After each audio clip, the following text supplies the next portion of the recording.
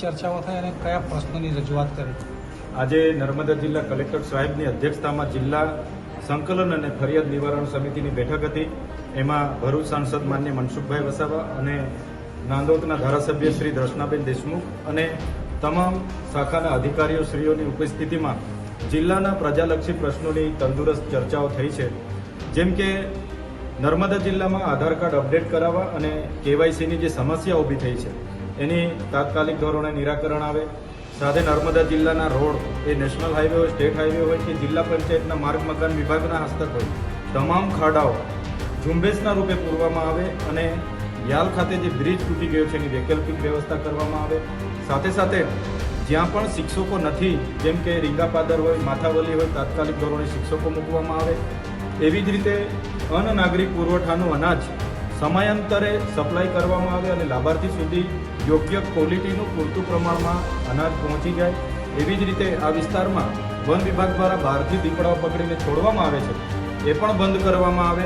એવી જ રીતે આ વિસ્તારની સબ ડિસ્ટ્રિક્ટ હોસ્પિટલ ડેડિયાપાડા હોય કે સિવિલ હોસ્પિટલ રાજપીપળા હોય, તમામ મહેકમ ત્યાં હાજર હોય, જે જગ્યાઓ ભરવાની થાય તે સરકારમાં રજૂઆત કરવામાં આવે અને તમામ સાધનોના ટેકનિશિયનની ભરતી થાય. એ પ્રકારના વિસ્તૃત બાબતોને લઈને આજે ચર્ચાઓ થઈ છે અને અમે અપેક્ષા રાખીએ છીએ જિલ્લા વહીવટીતંત્ર પર અને સરકાર પર કે આ તમામ બાબતોની જે આજે ચર્ચાઓ થઈ છે એનું તાત્કાલિક ધોરણે નિરાકરણ આવે એવી અમે અપેક્ષા પણ આજના દિવસે રાખીએ છીએ. ખાસ કરીને આધાર કાર્ડનો જે ચેતકે મુદ્દો જે છે તો એને લઈને કેવી એનો ઉકેલ શું આવે ને શું હવે થશે? આપ સૌ જાણો છો 30/8ના રોજ કલેક્ટર સાહેબને અમે રૂબરૂ મળીને એ બાબતની લેખિત રજૂઆત પણ કરી હતી. છતાંય 20 દિવસમાં કાર્યવાહી કોઈ ટેકનિકલ કારણસર નહીં થઈ હશે તો એમણે આજે તાત્કાલિક ધોરણે ત્યાં આધાર સેવા કેન્દ્ર ચાલુ કર્યા છે. એમણે કીધું 7 થી 8 કેન્દ્ર આજની તારીખે ચાલુ કરી દેવામાં આવ્યા છે, જે અમારા માટે સારી બાબત છે. અને જે પણ લોકોને આ બાબતની તકલીફો પડે છે એમને ટૂંક સમયમાં પ્રેસ મીડિયા દ્વારા જાહેરાત કરવામાં આવે કે કઈ કઈ જગ્યાએ કેન્દ્ર ચાલુ છે, જેથી કરીને લોકો ત્યાં પહોંચે અને પોતાના આધાર અપડેટ કરાવી શકે. દારૂબંધી બાબતે અને નર્મદા જિલ્લાના જે આરટીઓ દ્વારા જે દંડ ફટકારવામાં આવે છે એ બાબતે પણ ચર્ચા થઈ છે. તો એમાં આરટીઓનું એક મહેકમ ડેડિયાપાડા ખાતે ઊભું કરવામાં આવે, જેથી કરીને કોઈને પણ આરટીઓનો દંડ કરવામાં આવે છે ત્યાં ભરીને વ્યક્તિ પોતાની ગાડી લઈને રવાના થાય બાબતની ચર્ચા થઈ છે.